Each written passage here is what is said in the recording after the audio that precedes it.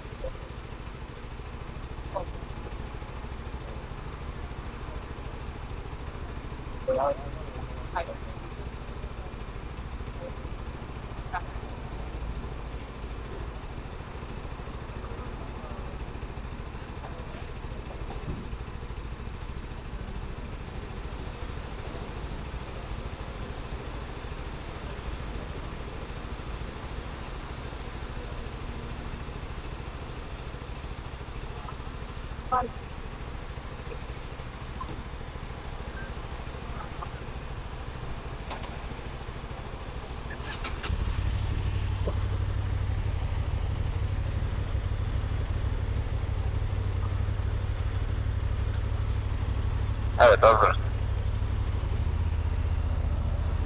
Haydi reis o zaman. Hadi bakalım.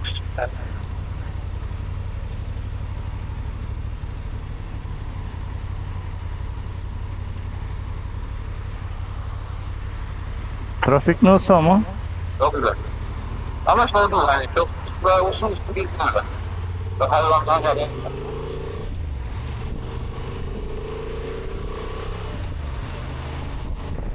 Bugün eski yoldan gidiyoruz İbrahim. Neyse abi. Kısmetse ben kulaklıklarıma tıkaçları bile takmadım. Yavaş yavaş gidiyoruz çünkü. Çok güzel. Hemen yapalım. Tamam. Almak istiyorum. Bugün hayatında gene hiç görmediğin yerlere götüreceğim seni. Allah razı olsun. Ben- Bazılarına gitmişsindir ama belki motorla gitmemiş olacaksın. Ha.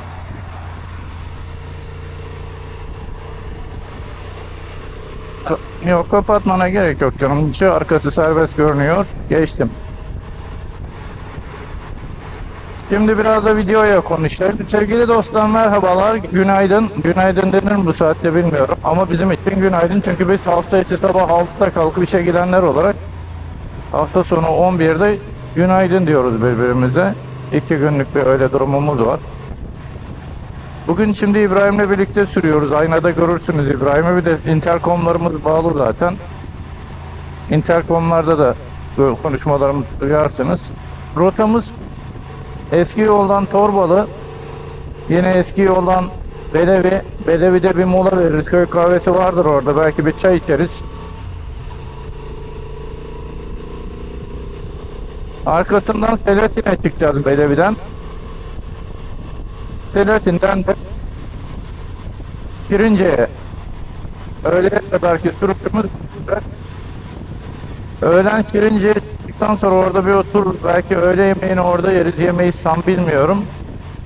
Şirince'de biraz vakit geçiririz ama kiliseye falan çıkarız. İbrahim gitmiştir, oraları gezdirir bana.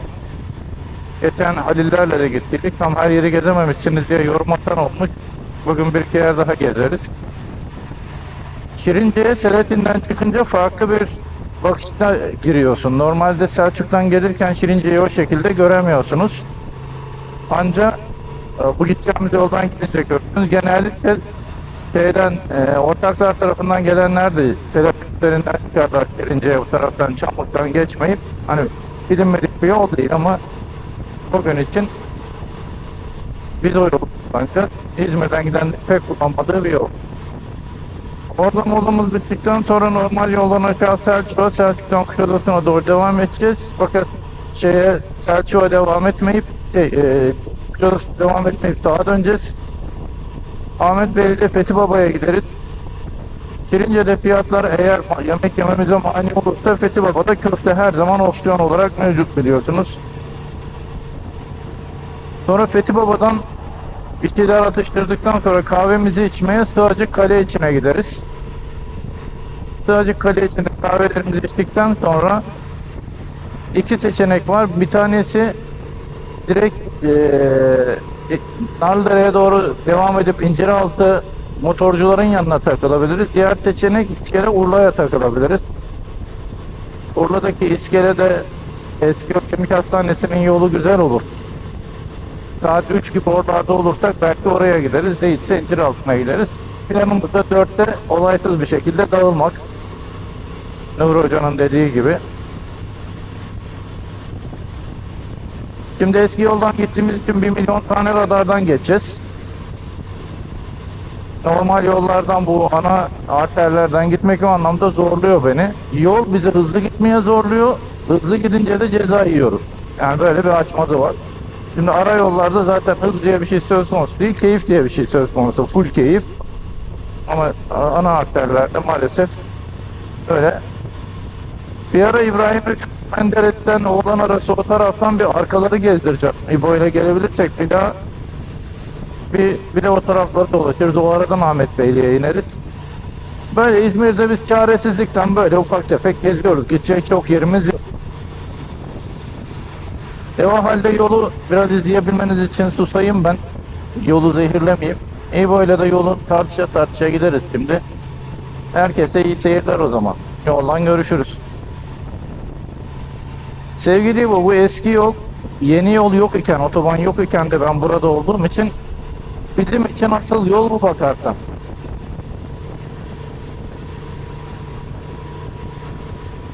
Kısıkköy'e gidiyor ama Kısıkköy'den sonra ileride sol tarafta güzel bir mesire alanı vardır. Benim mikrofon deli rüzgar alıyordur şu anda, mouse'um var. Yapacak bir şey yok, artık takılmıyorum ona.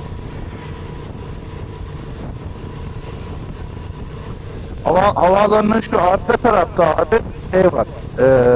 Çok güzel bir çamlık mesire alanı var. Bizim Manisa'nın bu tarafa çıktığındaki mesire alanı var ya, sizin onun gibi.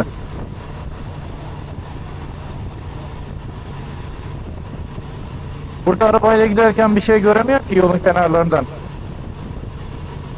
Şimdi bak şuradan sağa bir yol gidiyor, bak bir araç çıkıyor, gördün mü? Oradan giriyoruz. Arkas bağları var şurada, ileride Oğlan arası falan var. Orayı geçtik mi? Yol geçmedik. Ama yol yok, burada sağ tarafta direkt. Aha. Ben geçen oradan gidip daha şu karşı arkamda arabayı geçirelim, oradan bir geliyor. Okey. Şu arkalarda gezdim, şu karşıda arkalarında. Oralardan ileriden Kurbalı'ya iniyordum. Vazgeçtim, Ahmet Bey'le gittim oradan.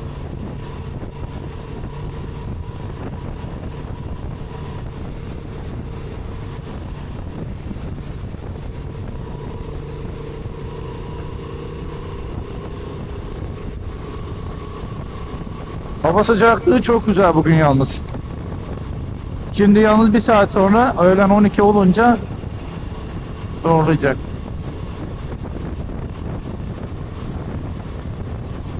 Şimdi ben biraz Transalp'in böyle yolundan bahsedeyim. Aslında Transalp'in bu özelliğinden hiç bahsetmiyorum kimseye ben. Transalp hiç ısınmayan bir motor.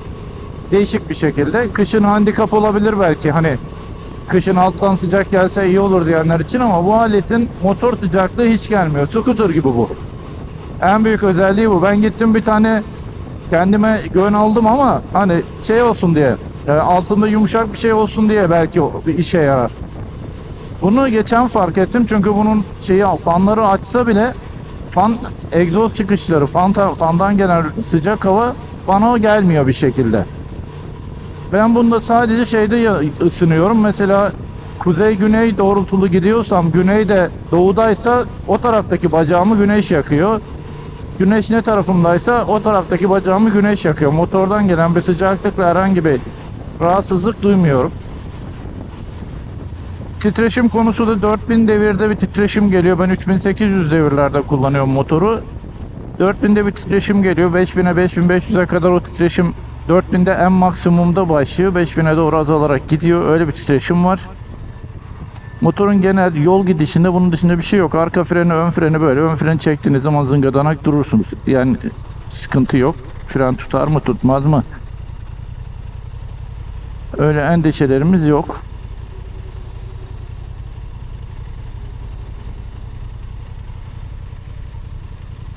Yerden yüksek, basık bir motor değil. Yüksekte olduğu için de çok fazla manzaralı gidiyorsunuz. O bir şey. Değişik bir hava katıyor. Mesela demin yoldan geldik. Bunun da dediği gibi normalde arabayla giderken yolun kenarındaki şeylerden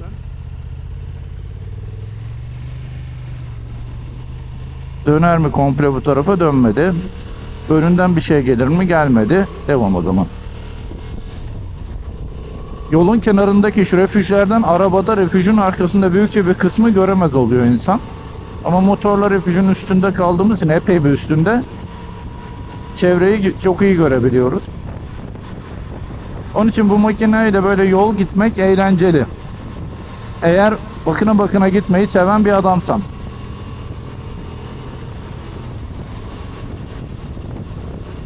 Yok, ben bakına bakına gitmeyi sevmiyorum. Ben yolda gittiğim yere bakmayı seviyorum diyorsan, kazandıracağı ekstra şey sadece ısınmaması diyebilirim.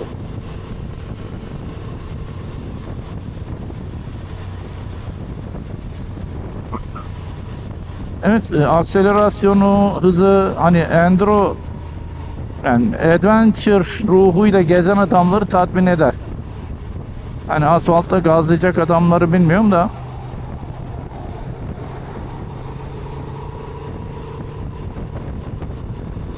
Ya yani viraj becerisi olarak şunu söyleyebilirim. Manisa İzmir yolundaki o virajları herkes biliyor, Sabuncubeyi virajlarını. Bu aletle o virajlarda 100 kilometre hızla benim yeteneğimde bir insan, ki benim yeteneksiz bir insanım bu konuda, hiç zorlanmadan, tedirgin olmadan rahatlıkla dönebiliyor oradan. Yani 100 kilometre hızın altına düşmeden o virajları dönüp gidebilmesi de yeterli bir beceri gibi geliyor bana.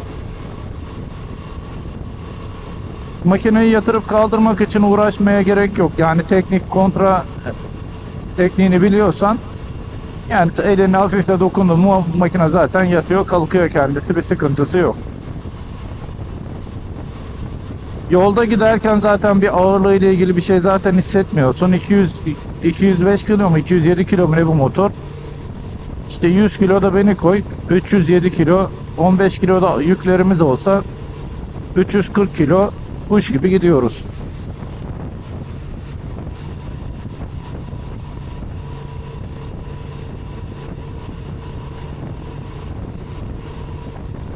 Evet, inceliği de güzel. Kent içinde işe yarıyor.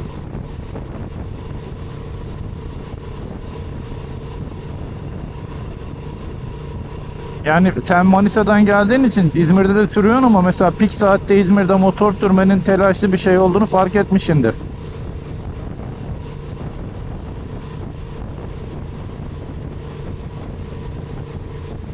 Ya bir aracı geçemeyince uzunca bir kuyruğu geçemiyor oluyorsun. O bir aracı geçiyorsun, yol açılıyor.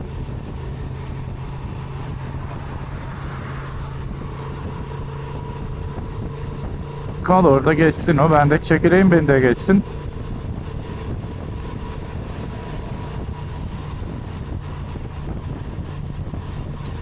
Şimdi bu 70-80 maksimum 90 kilometre hızlarda seyir benim hoşuma çok gidiyor.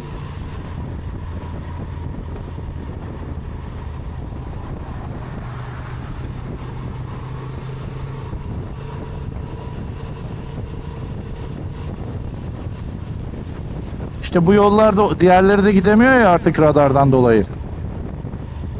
Radar cezaları bayağı milleti şey yapmış, ikna etmiş yani hızlara uymaya.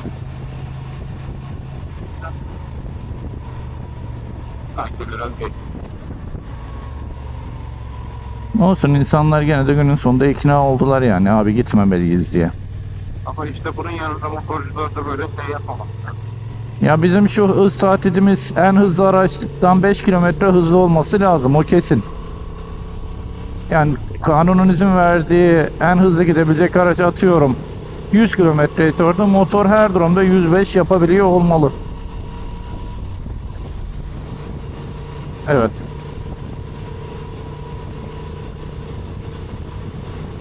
Onun için o düzenleme de gelir ya. Daha acelesi yok.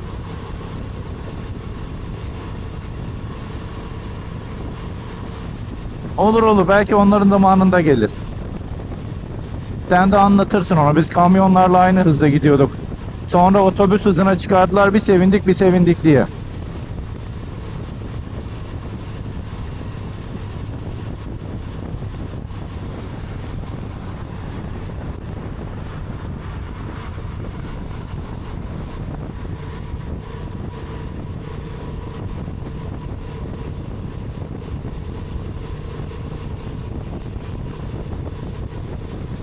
Bu yoldan giderken çocukluğumu hatırlarım hep ben. Çünkü ben çocukken öbür yol yoktu. Bu yoldan gidip geliyorduk her yere. Değişik yerlerinde değişik anılarım var hep onun için. Mesela tırcıda olduğu için peder. Değişik değişik yerlerde değişik gerekçelerle durmuşluğumuz çok. Ben çok iyi.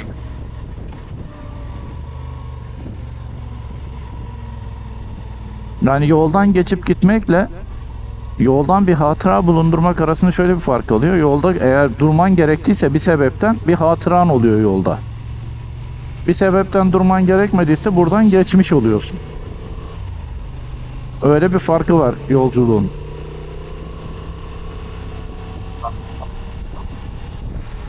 Yolda şey var.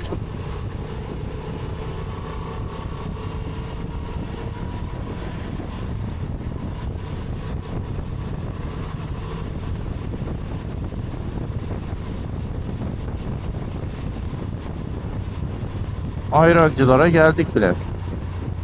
Bir dönem İzmir kenti bu tarafa doğru yayılır mı diye insanlar bir epey geldiler.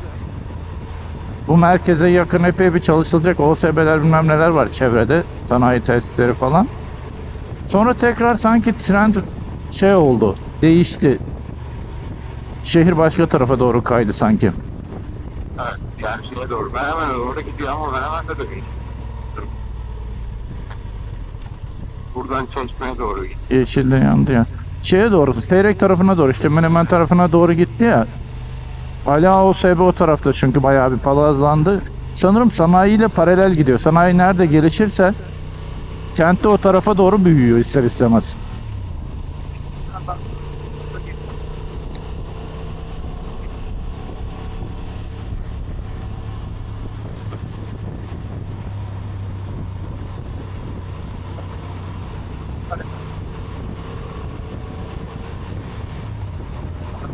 Gördüm.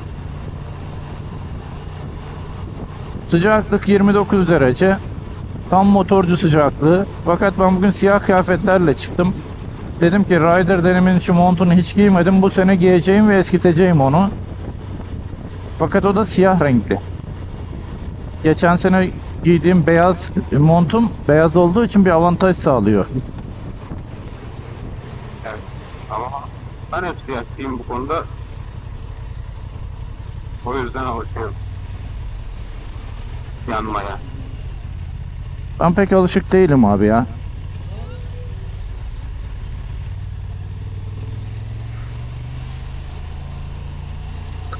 Şimdi yan çantalarımız olsa gidemeyiz böyle.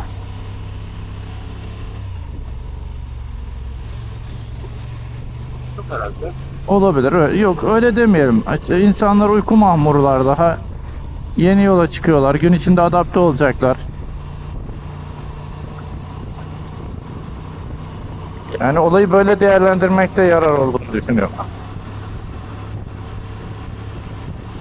Ya hayır yani şimdi aslan da bir hayvan, eşek de bir hayvan. Yani insana söylediğinde farklı bir anlam oluyor ya. O açıdan dedim. Yani şimdi aslanım benim deyince adam gururlanırken eşeğim benim desen bir yumruk vurur gözünün üstüne değil mi? Onun için hani canlıları bu şekilde nitelemede kullanmayalım. Onların doğaları öyle.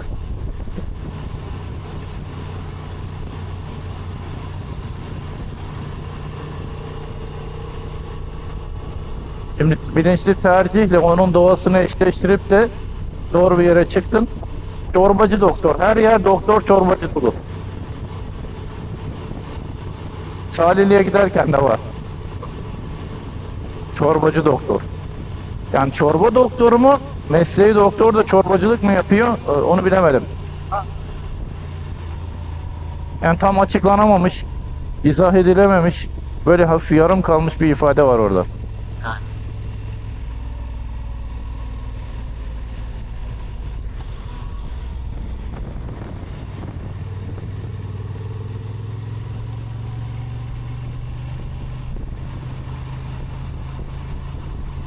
Asfaltı da fena değil buranın fark ettiysen.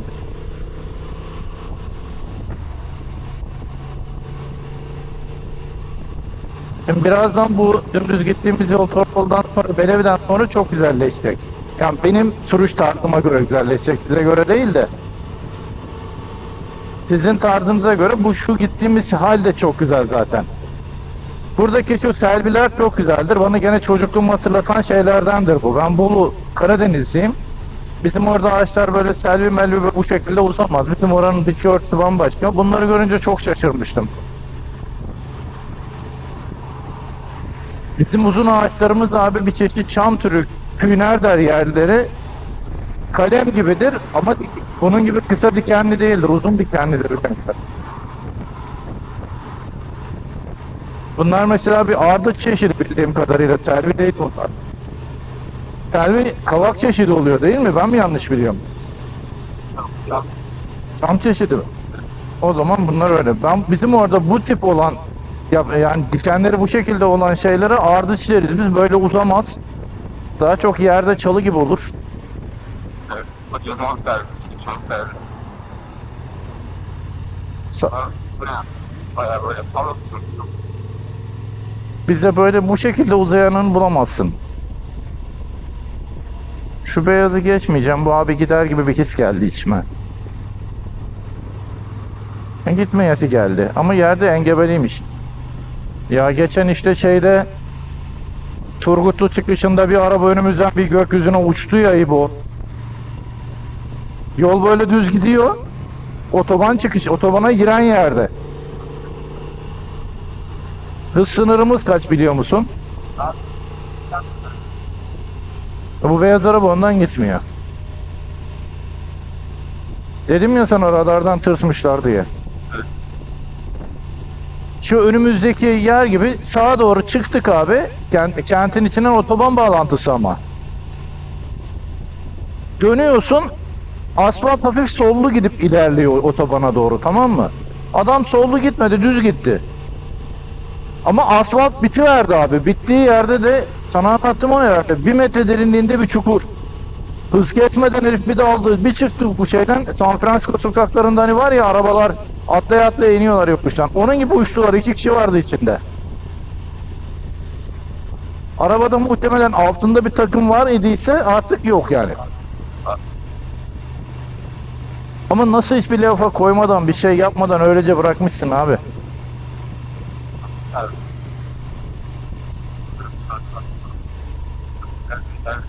Tamam.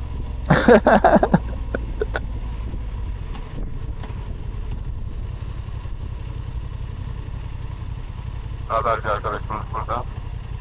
El sallayaydık. Zor iş yapıyor güneşin alnı kabağından. Nöbetlerde klimada çalıştıktan sonra onda. Eskiden yoktu arabalarında klima minima polislerin. Benzin yakıyor diye çalıştırmıyorlardı bir arada. Evet. Son durum ne bilmiyorum. Anahtarına bakıyorlar.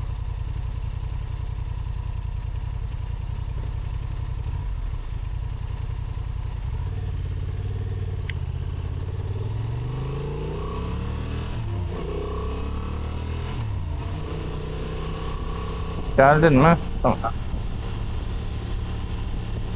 Minibüsçü bizimle birlikte çıkmak istedi de. Okey. Ha, ben senin için telaşlandım. Ben onun her halükarda çıkıyorum da. Eskilerden kim kaldı İbo?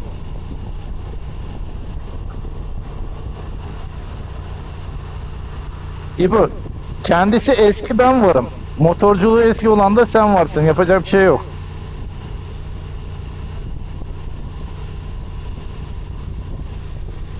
Arkadan bir tane gelen genç var. O gençten şöyle sağda bir tane araç var. Geri gelirim bilmiyorum. Hiç belli olmaz. Şoförü yok Allah'tan. Ya şimdi şoförden anlayabiliyoruz. Gelecekte bunlar otonom olunca nasıl anlayacağız geri gelip gelmeyeceğini? İyi de Türk tipi otonom ayrı olacak, sanayide modifiyeli.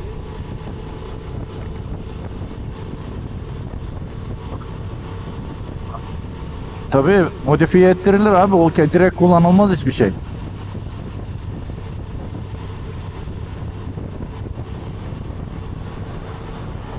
Düşünsene, adam racing motor alıyor. İlk yaptığı iş ne? Limitörü kaldırtmak.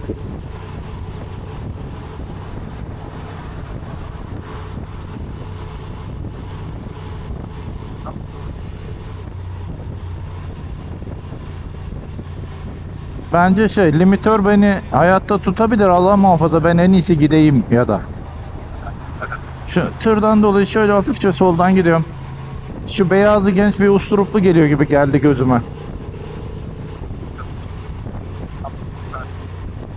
Bakalım, sağı kapatmışlar, tır gelir gelsin. Tırlan ikimiz sığarız buraya biz. Tırcı dosttur abi, tırcı candır. Kamyoncu tehlikeliydi eskiden, şimdi nasıl bilmiyorum.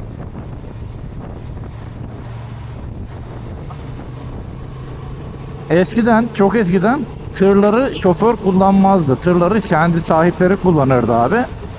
Tırcılık bir esnaflıktı o zaman. Kamyon öyle değildi. Envai çeşit adam oluyor anlamında söylüyorum. Yoksa çok tatlı insanlar yani. Yani bir tanışma fırsatın olsa, networklerine girsen, sen de şoför olsan, dünya tatlısı adamlar var. Ama tabii kalabalıklık artınca acayip adamlar da artıyor.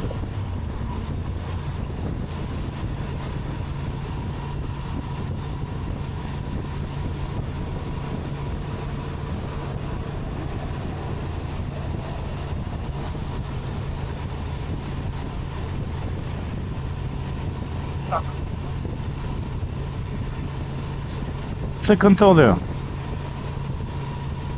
Ya işte onun için meslekten bağımsız konuşuyorum. O mesleği eğer hani herkes bir şekilde çok uğraşmadan o mesleği yapmaya başlayabiliyorsa çeşit çeşit insan oluyor.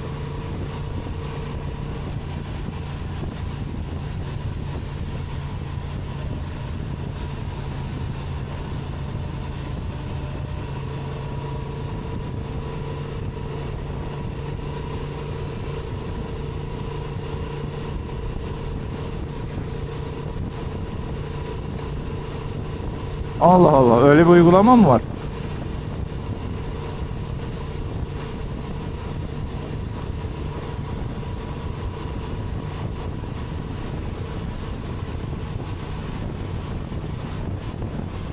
ecnebilerin smooth dediği herhalde.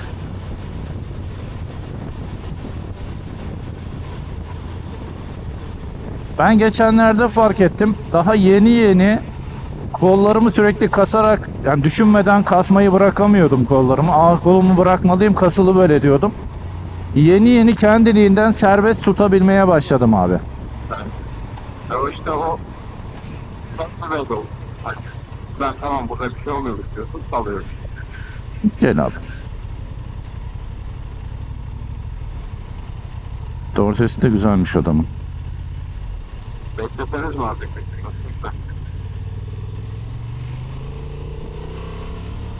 Hadi görürüz ya. Beklemezseler biz bekleriz ya, sorun değil. Motorcu adam sabırlı adamdır abi.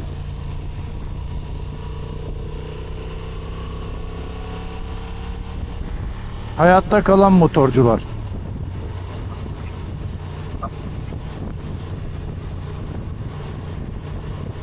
Yani Yusuf sabrı lazım. Yusuf'un babasının sabrı. Yusuf'un babasının sabrı neydi? İsmi neydi ya, onu unuttum. Yakup değil mi? Yakup peygamber sabrı lazım. Ondan olursa ölünceye kadar motor sürersin İbo. Öbür türlü motor sürerken ölürsün. İfade edildiği kelimelerin yeri değişince anlamı ne kadar değişti, fark ettin mi bilmiyorum.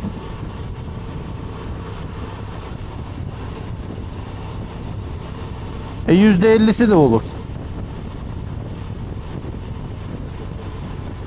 Tamam ama daha fazla pazarlık etmem. O kadar yani, daha bu ne, nasıl bu? Fahiş pazarlık olur öbür türlüsü.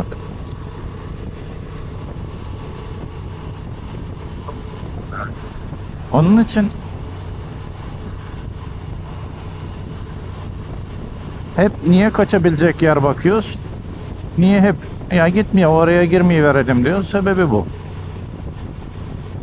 Bir de siz bir kısmını epey bindiğiniz için sizin hani şeyde binme mesela çıkacak o kardeş, biz hafifçe sola doğru gidelim. Benim şeridime de gelebilir. Gelsin. Buyursun.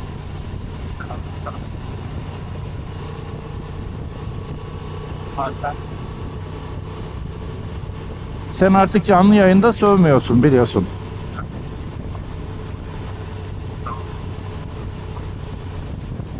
Bütün videoyu o kadar ince ince kelime kelime takip edemiyorum ki.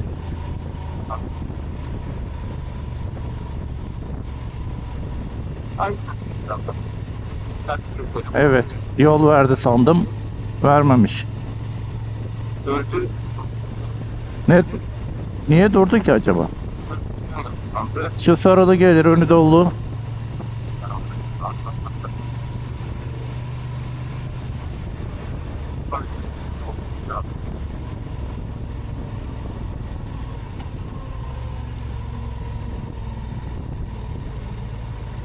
Can Torbalı'dayım. Evet, geldik Torbalı'ya. Aralara girmiyorum. Şöyle kıyıcında bekliyorum bunların. Kent içi olduğu için. Abi evlere bak, ne kadar büyük evler yapmışlar. Burası da demek ki şey oldu. Aynı da yer evinden. O binalara geçmeye başlıyor. Ya biraz gelinlerin yüzünden oluyor sanki o ya. Gelinler alınmasınlar bu sözüme ama. Tabii.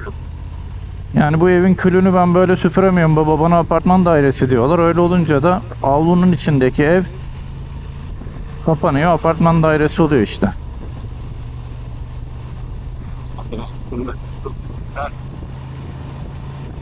Ya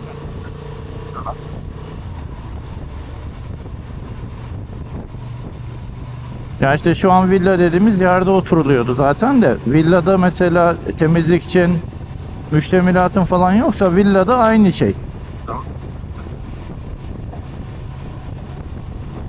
Yani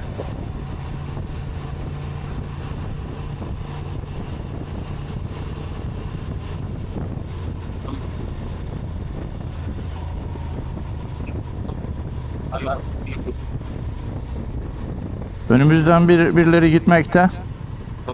Ben bana veririz dersen. Yok ya. Geçsin çocuklar kendi kendilerine. 09 Aydın plakalı.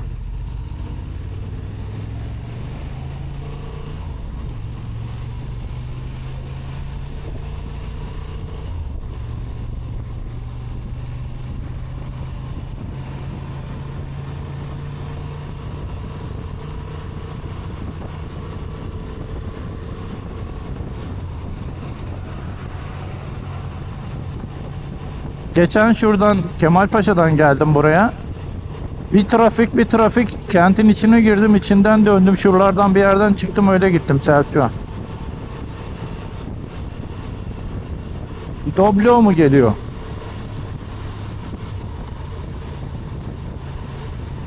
Hızlı ve öfkeli. Ben şurada 55'te ceza yedim İbo. Şu sola dönüş levhası var ya orada. Gençliğimde 28-30 yaşlarındayım. Hiç unutmuyorum.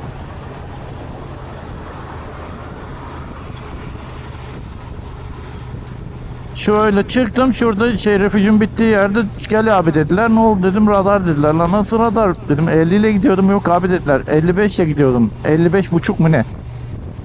Sınır ne? 55 00. Dedim arkadaş nasıl hassas tartıyor sizin teraziniz ya. Tamam. Kalibrasyon belgesini yapıyorsun. Şu soldaki cami mesela, o camide de 8-9 yaşlarındaydım, teravih kılmışlığım var. Onu hatırlıyorum. Tamam. Onu hatırlıyorum. Gir abi araya. Ya en öndekileri geçemeyeceğiz. Aynalardan sohbet ediyorlar.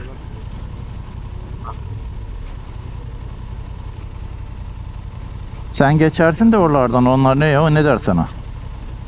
Geçti dostlar. Bakın. Açarlar en azından.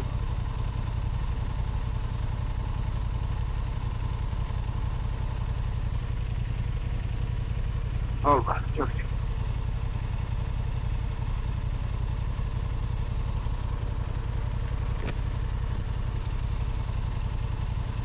Yazın siyah giyilemeyecek, anladım ben. Daha böyle değil.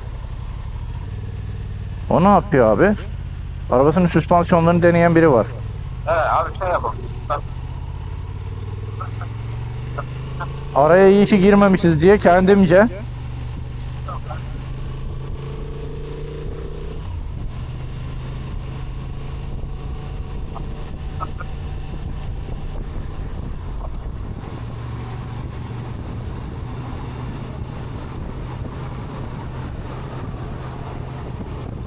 Giderken iyi de siyah durunca kötü.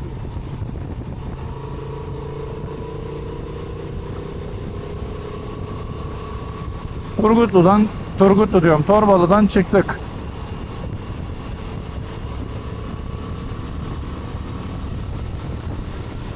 Şuralarda bir otomatik radar falan varsa serinletir bizi ama.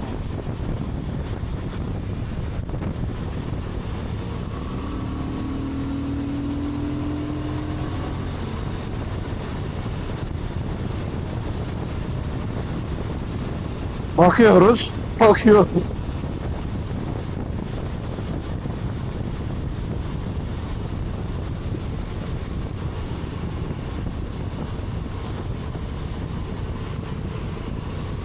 Geçen hafta arı çok fazla vardı.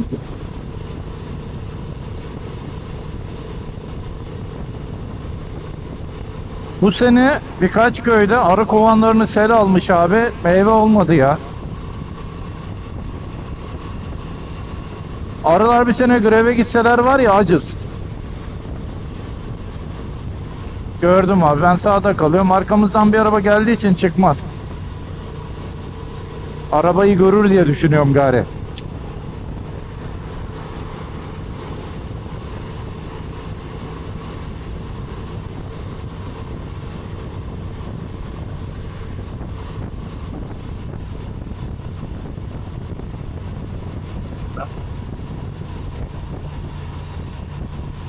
Saymıyoruz. Ve bu camide de bir teravih kırmışlığım var.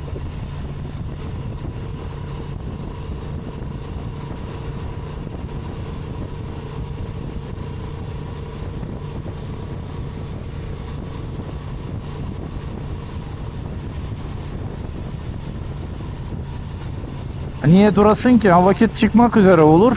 Zaten cami bakınıyordur.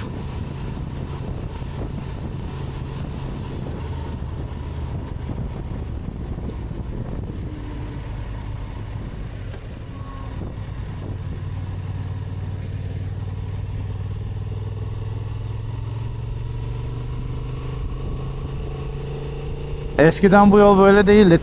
Tek gidiş gelişti. Bak şimdi burası radar için mükemmel bir yol.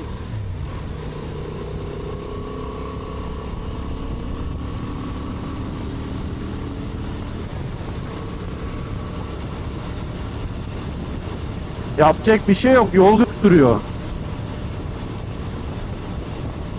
Burada 110'dur zaten herhalde.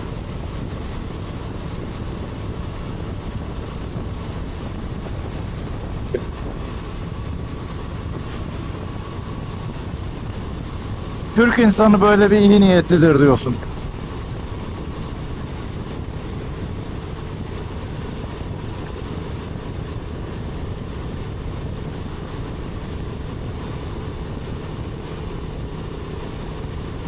Ben vasıtadan farksız bir şekilde kullanıyorum. Hep yavaş. Mesela şu karşıdaki yarmalar yapıldığında ben kocamandım.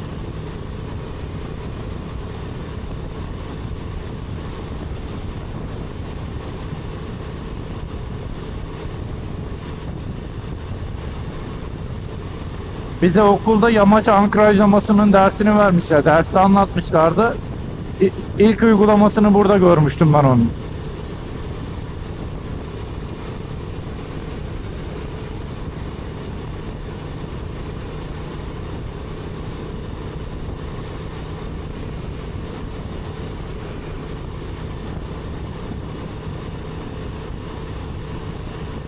İlter varmıştı belediye, şu an sigarasını içiyor ve çay içiyordu.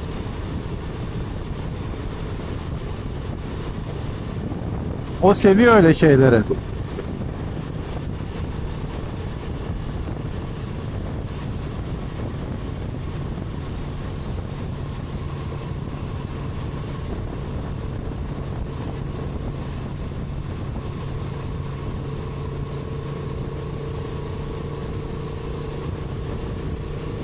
Tabelayı hak edememiş o viraj. Koymayın lan bunu, bu viraj bunu hak etmiyor falan.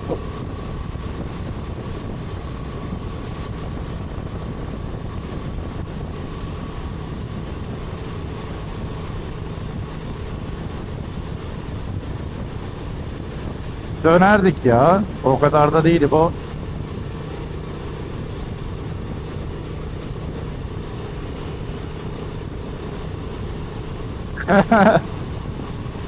Pantolon da pahalı.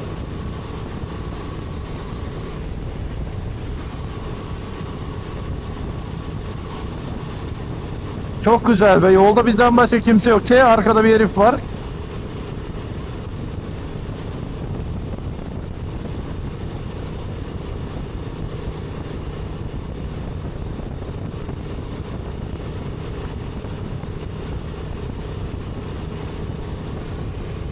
Şu yol nereye gidiyor acaba?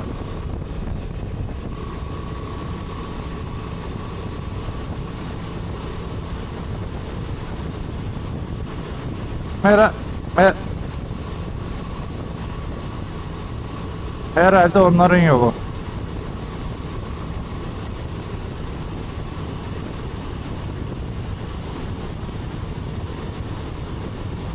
Ardıç'ı öyle bir tane şantiyeye götürdüm ben yanlışlıkla. Bu yol nereye gidiyor diye girdik. Şantiyenin kantarından döndük.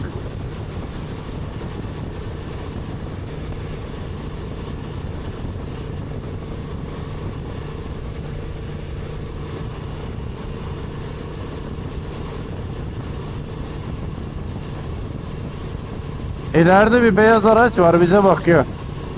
Ya bahçesine bakan bir dayımız.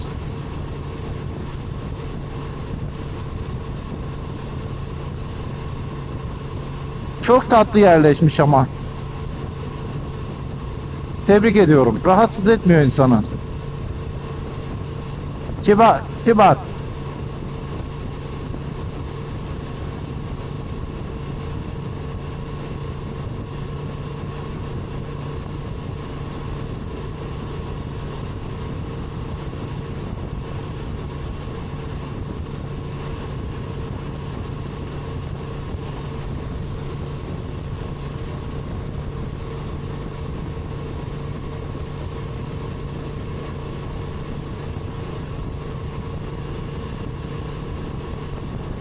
Kırmızılı kardeş geliyor.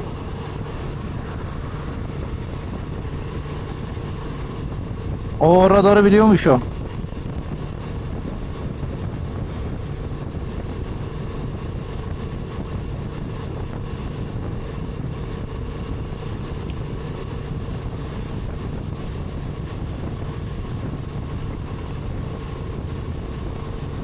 Aşağıda seçemeyesin diye zaten kamufle olmuş ki.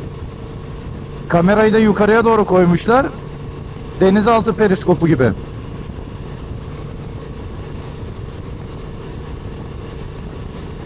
Güvenliğimizi sağlıyor sağ olsun. O sayede bu yolda üstümüzden altımızdan gelen kimse yok. Gördüm.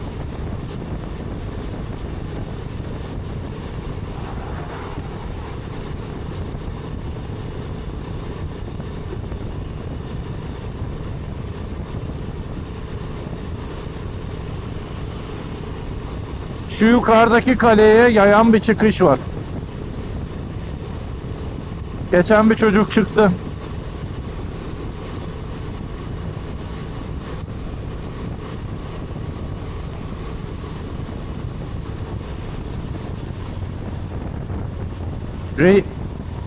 Reisler burada kesmişler. Mercedes'i alacaklar. Mercedes geldi çünkü öyle. Muhtemelen öyle geldi o.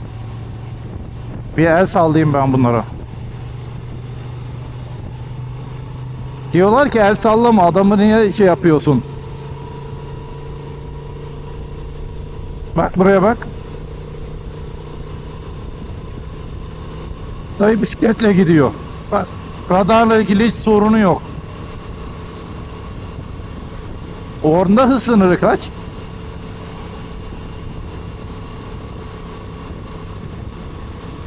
Yani gidebildiği kadar mı? Buradan sola gidiyoruz hocam.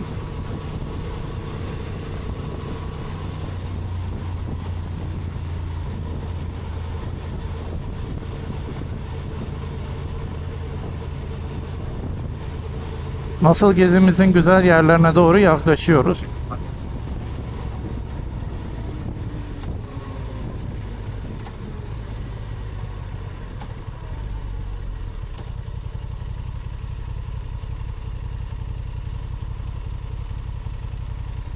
Oy.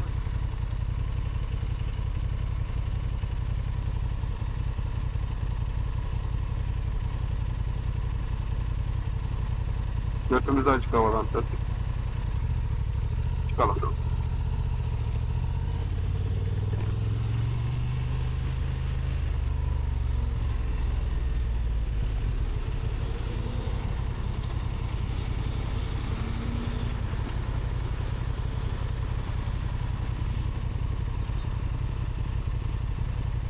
Bak benim motorda bu dersi var. Nedir? Altından ayağa kalkabilir.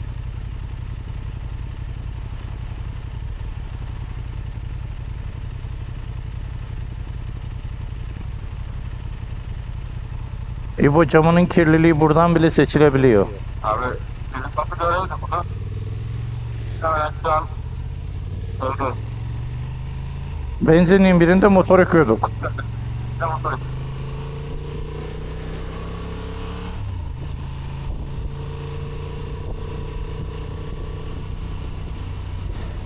Arada bırak. Ben de kışa doğru yıkarız diye düşünüyorum. Başka.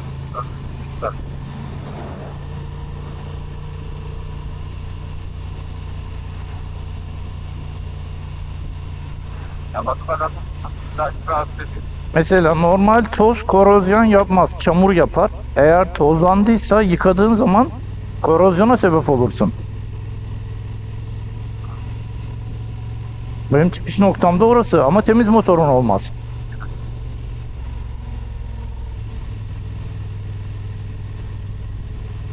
Şuradan Belevin içine girse miydik? Ben hiç girmedim buraya. Neyse, müzesi varmış. Şurada müzeye gidelim. Hadi abi nereye gidiyorsun? Ben sana takıldım. Ben de bu köyde bir durmak istiyorum ama bu köyde hiç durmadım ben. Ne yapacağım? Müze nerede? Şuralarda bir yerde bir müze olması lazım. Ne yapacağım? Müzede ne olduğunu ben merak ediyorum. Ben bir tane buradan çıkartmak koymuşlar. Selahattin köyünün kahvesinde oturalım o zaman abi. Yolda bir yerde de, yolun üstünde de duralım. Güzel bir manzaranın olduğu bir yere gideceğiz şimdi çünkü.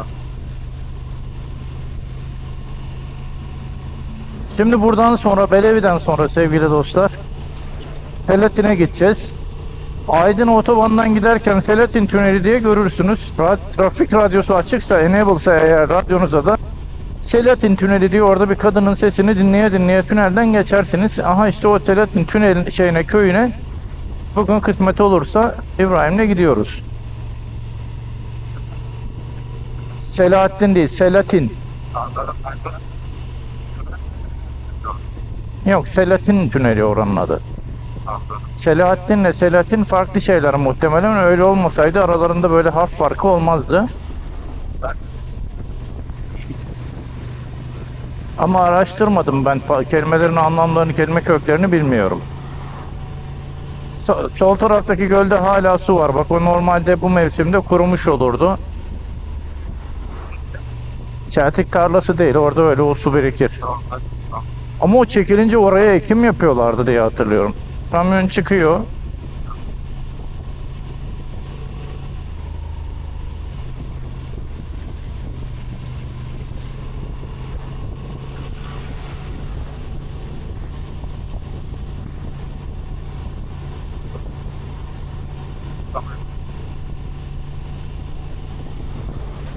Onu takip etmek daha tehlikeli göründü gözüme.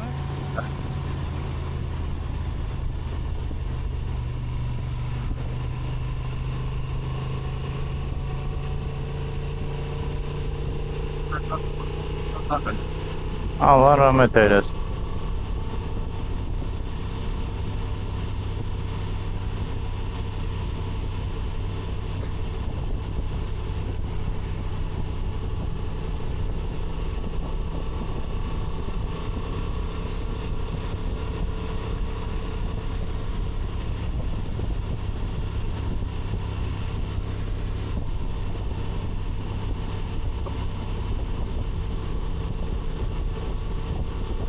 Geçen sefer köyün sapağını kaçırmıştık. Bakalım bu sefer bulabilecek miyim?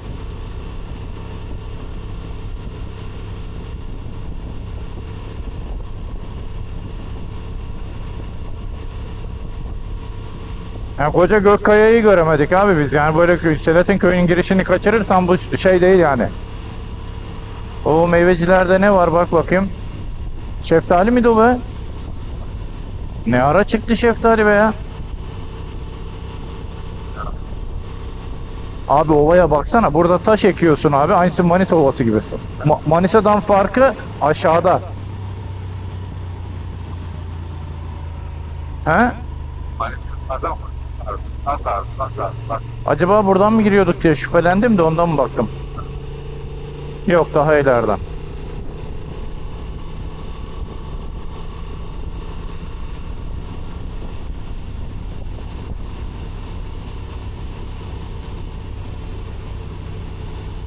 Çünkü şuradan şeyin altındaki yoldan karşıya geçeceğiz.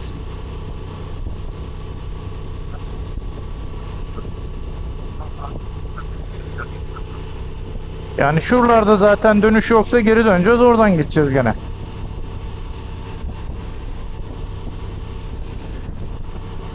Arkamızdan da geldi, yakaladı dayı bize.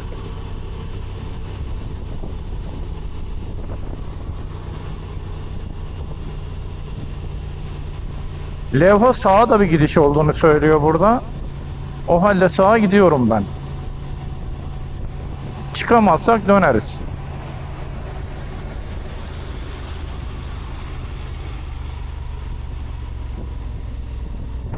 Mehmetler diye bir yer burası da. Selahattin organik köy pazarına da gidiyormuş abi. O ne ya? Birdenbire tır trafiğine denk geldik. Abi yolda bırakacağım. Şantiye var demek ki. Ne var?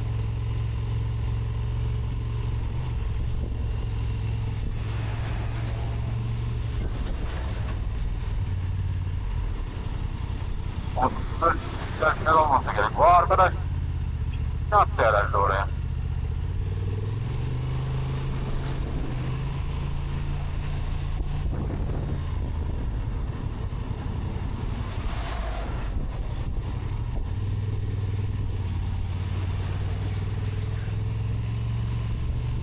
Tamam, Selahattin 12 kilometre. Bir önceki yoldan da gidilebiliyordu.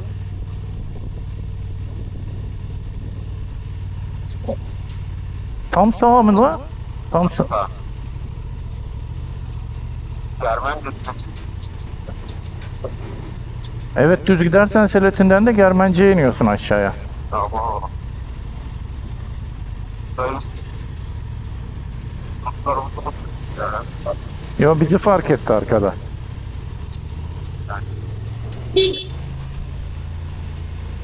Gene bu bir Gökkaya yollarında hani alanı bulma faaliyeti gibi bir faaliyetin içerisindeyiz. ama en azından onda alanda Selahattin şurada, ileride, yukarıda. Evet. Ama benim yollara çıktık şimdi. Şimdi takipçilerim, yani ben kendim de kendi takipçim olsun, izlerken en çok keyif aldığı, yani benim en çok keyif aldığım yol bu. Yok, böyle yollardan gidiyoruz. 40 ile 50 ile. Ama ağaçların içinde, kaktüslerin içinde, çiçeklerin içinde, cevizler de epey büyümüş. Erken olacak bu sene mahsul herhalde ya. Cevizler baya büyümüş. Sanki ben biraz şu anda geldi gibi. Bir sabah bizi geçivereceğiz herhalde. Selahattin, düz, sol, düz, sol. Göltaş, sol. Soldur ya bu. Soldur ya. O öbür köyden gelen yerde şu aşağıdakiydi herhalde. Biz kışın geldik, yaprağı yoktu ağaçların, budama yapıyorlardı burada. Değilse dönüşte de soldan gideceğiz buradan, unutma. Şu manzaranın güzelliğine bak, ağaçların içerisinde bu. Ve güzelliği motorun üstündesin bak, bu bozuk yolda zıplamadan aralardan gideme. Şimdi iki tane dört teker olan bir şey olsaydı zıplaya gidecek idin. Yavaşta böyle bak. Ayağa bak. Ayakta getir.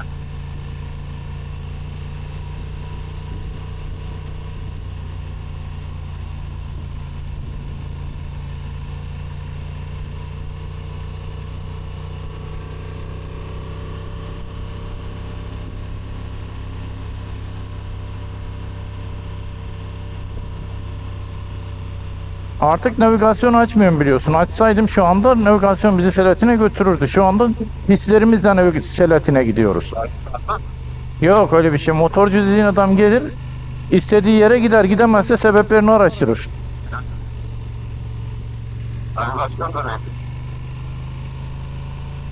Dağa taşa bakar. En fazla zaten nereye bakıyor? Bende geri vitesi yok. Ben düz gidiyorum ya hep. En fazla zaten ben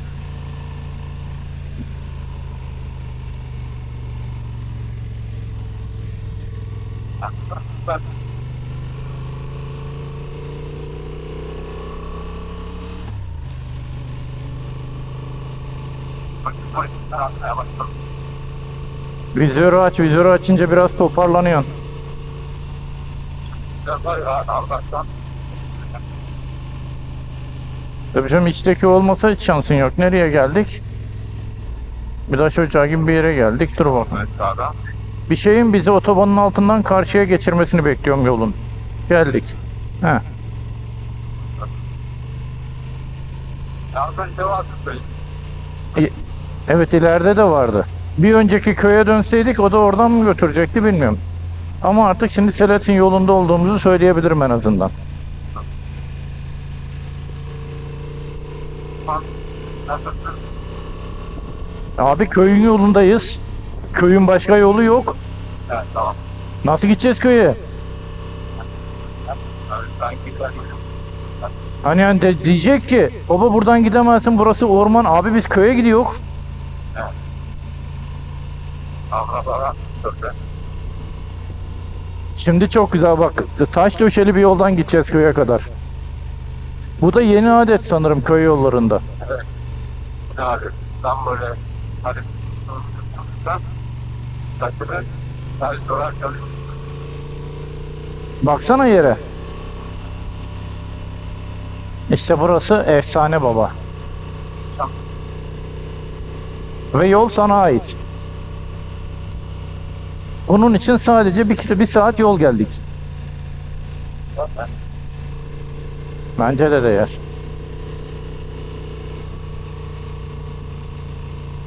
Şimdi buraların videoların geçmişte bir çekememiştim. Ben arabayla geldiğimde motorla çekiyorum. Sevgili dostlar, burası Belev'den Selahattin'e giden Selahattin köyünün yolu. İbo ile sürüyoruz bugün. Aradan katılanlar için söylüyorum. Arabayla gittiğimde burayı Halil Recep'e gitmiştik. Fotoğraf gezisi yapmıştık. Dedim ki ya harikaymış bu yol. Ya, o gün de çok eğlenmiştik. Motorla da çok güzel. Çünkü arkadan kovalayan olmayınca arabayla da birinci vitese takıyor.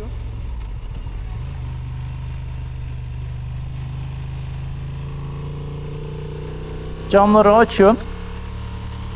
Usul usul gidiyorsun. Orada da doğayı hissedebiliyorsun. Tabii araba bir motor kadar hissedemiyorsun. Görüş açısı dar ama olsun.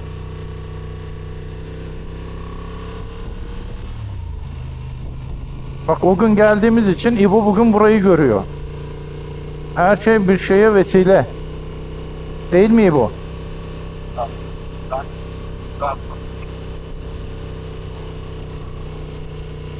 Motorlarımızın tarzına da çok uyumsuz değil yol.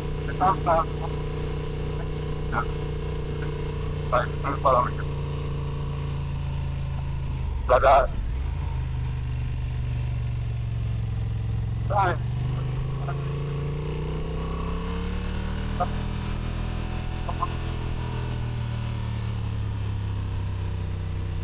Ya köy yolları belirsiz olduğu için şu an gittiğimiz yol çok güzel, bir yerde birden başka yol başlıyor. Bu motorların o güzelliği var. Yol ne tarafa dönüşürse dönüşsün, kaplama neye dönüşürse dönüşsün sen gidebiliyorsun.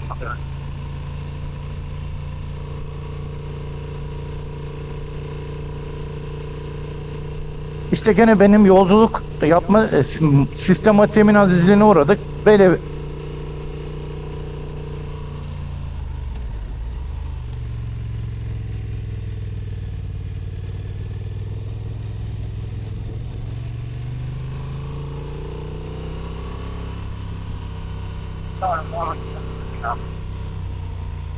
Belevi'de duramadık mesela. Niye? Çünkü Doğan'la yola gidiyor bu.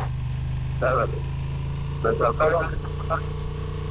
Şimdi Selahattin köyünde de kahveyi beğenmez Doğan. Burada durulmaz, şurada gidilmez. Çünkü nikotin bitti. Tırmanış nasıl ama? Küçük vitese gittiğimiz için de motorumuzun gücü de yetiyor. Oh.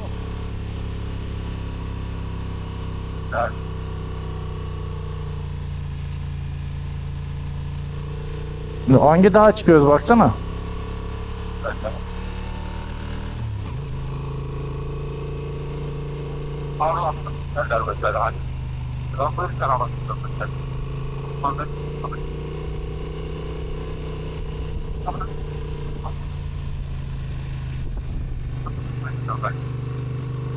Yani eve bir tavşan eti götürmedin mi bu hiç?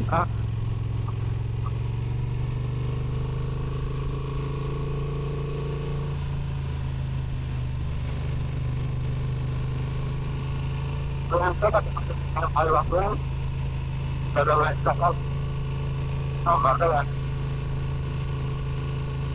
Firketelerin biri bitiyor, biri geliyor. Çok güzel. Ama işte buna nereden gideceğiz? Nereden gideceğiz? Araba. Yolda bir bozukluk var genç.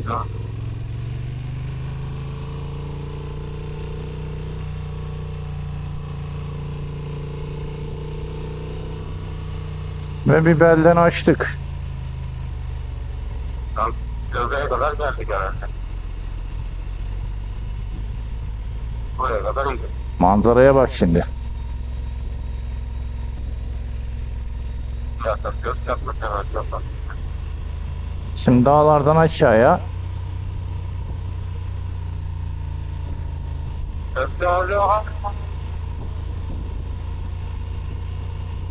Arkada da Aydın Ovası görünüyor tepenin üstünden. Şimdi birazdan ileride bir yerde dururuz. Selahattin'in içinden orayı görebiliyor muyduk? Görüyoruz bir yerinden de.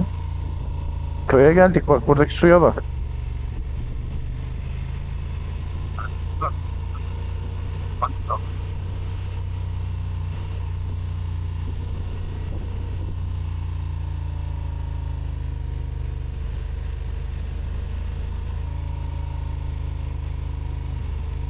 Selahattin sola. Sağ motorcu olur sana. Sağ taraftan motorcu olur. Köyde bu bak. Aşağıya bak, otobanı göreceksin. Tamam.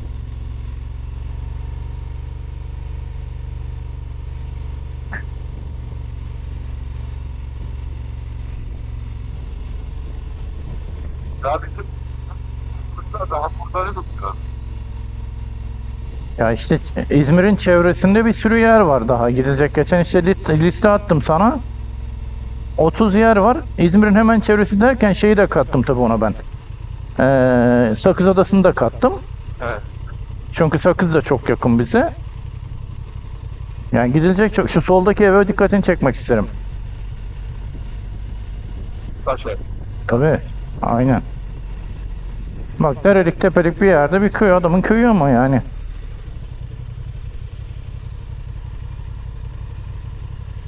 Bir de tutuyor işte.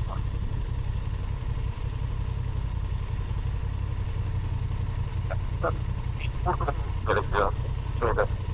Yani işi burada değilse burada yaşamanın bir anlamı yok ama. Şimdi burada, bak şurada bir kahvemsi bir şey var, onun önünde duralım. Gölgelik. Bak. Şu solda çınar var, onun önüne doğru gideyim. Ha.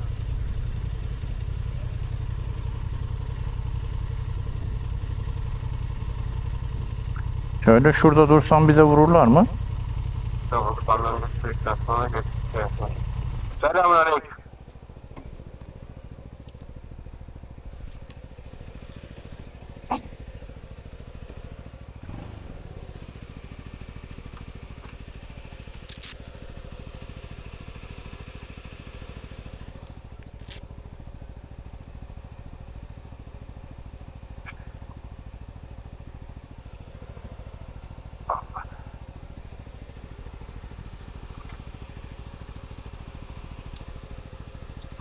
Interkomu kapatıyorum.